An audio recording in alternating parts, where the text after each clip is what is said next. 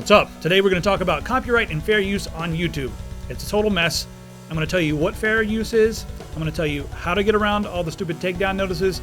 I'm going to tell you how to keep yourself safe. And if you get a strike, I'm going to tell you how you can get rid of it.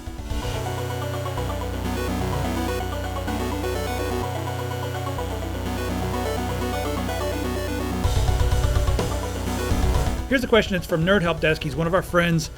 So everybody go to youtube.com/user/nerdhelpdesk. There's a link right here. Go ahead and click on that. Everyone, let's do like a subscription bomb because his content is good, number one. And number two, it looks like he's had some videos taken down that shouldn't have been taken down. So yeah, let's make his day and everybody go subscribe over there. Anyway, here is his email. Hello, I have recently required 2 copyright strikes on my YouTube channel back to back. None of them actually are legitimate claims. One showed how to boot a game off a hard drive for Wii, and another showed you how to run a program that activated Windows. That one is debatable. Now I'm left with no breathing room. YouTube is my main source of income, and without it I would be in deep trouble. I'm currently going through college, so I would be left on my butt without any income except for a minimum wage job in a corn maze. My question is, do I appeal the claims, but have the possibility of getting my account closed, or do I live on the edge? I've tried to remove any video that might even possibly be copywritten in any way, but I'm scared. I'm certainly open to any other suggestions. Thank you ever so much. You rock, Nerd Help Desk. No, Nerd Help Desk, you rock. Let's get these videos back online. So first off, let's talk about the system.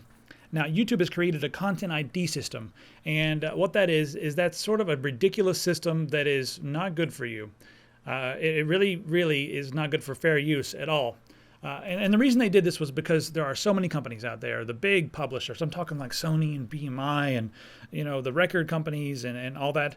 And they want total control over their content, even though they legally don't have total control over their content, but that's what they want. And they complain so much and they freak out so much. And legally, YouTube is not responsible for anything you upload. You are. However, YouTube doesn't want the headache. So what they've done is they've created a content ID system. Here's the way this works. Let's say that I'm Sony Pictures, right? And I've got a movie. And I don't want anybody to put this movie on the internet.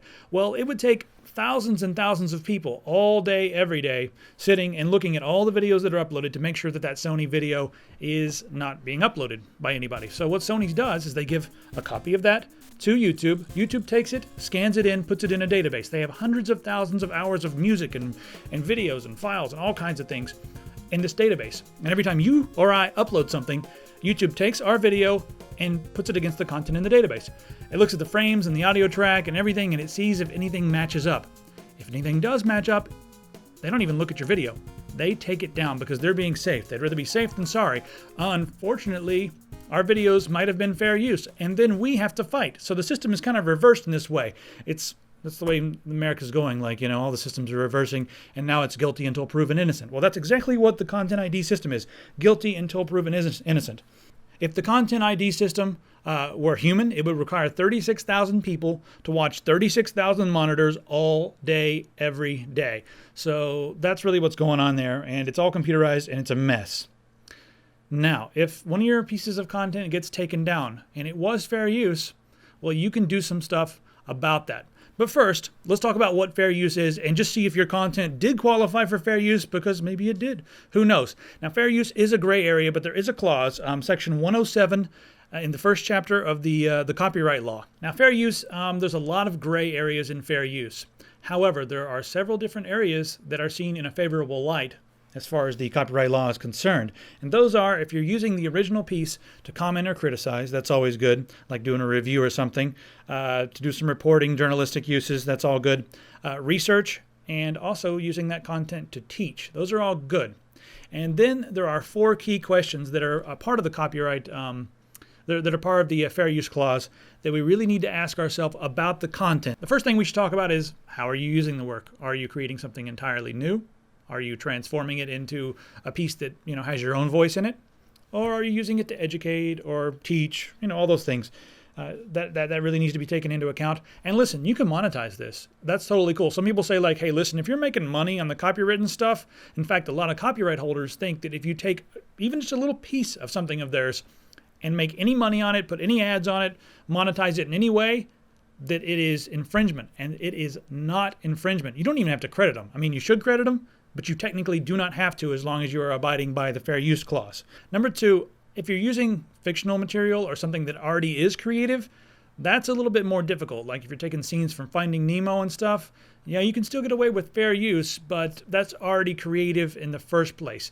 It's usually better to use nonfiction, like something you see on the news or, you know, a video from around town or something. Something like that. Nonfiction is usually much easier to deal with. Next up, how much of the copywritten material did you use? Did you use the entire piece? That's going to be rough. Did you use little snippets here and there? That's something that's taken into account. And then the last thing, and probably the most important thing, does your use of the copywritten material damage the market for that copywritten material? What I mean by that, does your use of the material make the material irrelevant? Like, are people going to watch your video and then not need to go see the movie because you've used so much of it? Or are people going to come to your channel and you've got like an entire song on your channel and then they hear it on your channel? They're not going to need to go buy the album because they've already heard it. So take that into account. Are you damaging their market or are you helping their market? Like a lot of times criticism, reviews can help the market and not damage the market. So what are you doing to their market? That's very important. Another thing that you can't do, even though it's an original piece, you can't create a sequel. Like you can't go out and make Star Wars, you know, like the next version of Star Wars, whatever it is, Star Wars 7. You cannot go out and do that because that's really George Lucas's right. His right is to take those characters and create a new story. It's not your right to do that. So you can do it in parody, and that's cool. I'm going to give you guys some examples of, fair use. If you're, videotaping in a coffee shop and there's some background music, that's totally fine. Of course, you can use clips for journalistic purposes and do reviews. You can make top 10 lists and show little clips here and there. That is all totally cool. You just want to limit what you use because you don't want people to see your thing and then not need to go see the original. Parodies are totally fine, and in your parodies, they have to clearly be ridiculing the original material, number one. And number two, you don't want to use too much, but you can actually use some of the original material in your parody. You can cut bits and pieces, sound clips, even background music. You can use all of that. Use as little as you need because people tend to yell and scream like babies. Now, video games and gameplay footage, that's what we all do on YouTube. We put up video game footage, we comment on the video game footage. The maps in this game are very well designed, even bringing back updated versions from the previous game like DE Dust and many others. And that's a really great area. However, it is good for the companies. 9 times out of 10, if you're uploading a video of yourself playing Diablo 3, ours, like Blizzard said, no, you cannot have ads on this, which is absolutely just stupid. But it's totally cool because you're helping their market. People are watching you play the game. They're becoming, educated about the game. Maybe they didn't know about it, and now they've discovered a new game. Like maybe you're playing an indie game. Who knows? Maybe you're playing something that someone's never heard of. 9 times out of 10, it's going to be good for that video game. So I'm going to say gameplay videos on YouTube can be monetized. You should do it. And if anybody argues with you, well, you just argue right back. Now you want to be careful with journalistic stuff. Let's say you're at an event and you take a bunch of video footage from that event, and then you go online and find someone else who was also at that event, and you steal their video and use it in your video. That's a little gray. However, if you were not at that event and you want to comment on that event, you can take bits and pieces of their video and use them with your commentary to make a statement. That's cool. Now, cover songs are also a gray area. I would stay away from cover songs because the music industry is absolutely moronic, and they're going to bother you. So I don't do any cover songs. I would highly suggest that you do not put cover songs on YouTube, even though it's supposed to be a gray area. Lastly, let's talk about mashups and collages and things like that, where you take bits and pieces of all kinds of different copywritten materials and put them together to make a new material. That's cool. People are going to yell about it, but under fair use, that is cool. All right, so let's say you're in Nerd Help Desk's shoes, and you uploaded something, and you got a DMCA takedown notice, your video's gone, or something else like that happened. The Content ID system got you. Well, yes, if your video, like his video, he said he was, doing a tutorial on how to boot a game off of a hard drive for Wii. That's an educational video. That's a tutorial. That is totally fair use. Like 130%, that is fair use. So what you need to do is when you get the DMCA takedown notice, you'll get a notification in your inbox. You may get a strike on your account. It may just say like, oh, this video is going to have muted audio or something like that, but you can argue with it.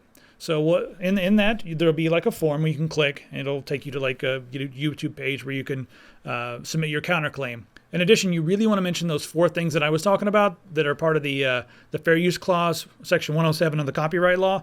You really want to go through each one of those things and qualify your piece. You want to say like, hey, it's not damaging their market.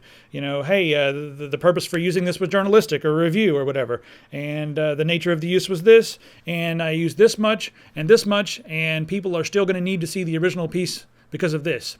I know some people who just copy and paste section 107 into their clause. You can do that at the end of it, but I would always put your own statement in there. That's very important. After you submit this, your video should become live again because you've disputed it. And now it's not exactly between YouTube. YouTube's still involved, but now it's really between you and the copyright holder. The copyright holder is going to have to come back, and YouTube is ultimately going to side with them, which absolutely sucks. They should have to sue you, and that's where it should go next. If they really, really believe that you've infringed upon their copyright, then they should have to sue you. And YouTube should have nothing to do with it because, like I said, legally they are not responsible for the content that you upload. They're a facilitator, and you guys are the ones who are either infringing or, using content under the fair use clause. All right, let's say that, everything goes wrong and maybe you get a strike on your account. What can you do? Well, YouTube has a very ridiculous copyright school that you can go and you can take a quiz and you have to watch this extremely insulting video about copyright. It's going to insult your intelligence and it's going to make you feel like a 2-year-old. You could lose your YouTube account. Man, it's bad. But you're going to have to watch that.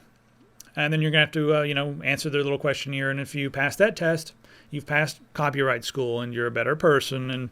And then after 6 months, as long as you haven't been doing any more infringing, they can remove the strike. So that's how it works. I wish there was an alternative to YouTube that had as many followers as YouTube. We are going to be switching over to Blip TV for the tech very soon. So watch for that. Blip TV is going to put a lot more money in our pockets, which is nice. And they seem to be a lot more fair as far as fair use goes. So if you guys are content creators and you have a show, not just random YouTube videos of yourself shoving fireworks up your butt, but you have a show, I highly recommend that you check out Blip TV. If you're someone who just found this video based on copyright, I don't always talk about it. I talk about tech stuff a lot, but if you like tech stuff, go ahead and subscribe. We do a lot of crazy things, and we have a lot of fun. Also, don't forget, there's not much time left in our gaming rig giveaway contest. We're giving away a system in honor of Guild Wars 2 that came out earlier in the month with an 8-core AMD. Got an awesome case, laser-etched logo on the side. So that is in the description. Tell you how to enter. You do it on Facebook, and every time you share it, if one of your friends enters, you get 3 extra entries. So if all your friends enter, you'll get a gazillion entries, and maybe you'll win yourself an awesome gaming rig. I'm really sorry out there for all you guys who are experiencing trouble with copyright, so I hope this helps you guys out. If it does, please let me know. And I'm going to put links to all the stuff that I took information from because I was stealing all kinds of information for this video. See you guys next time.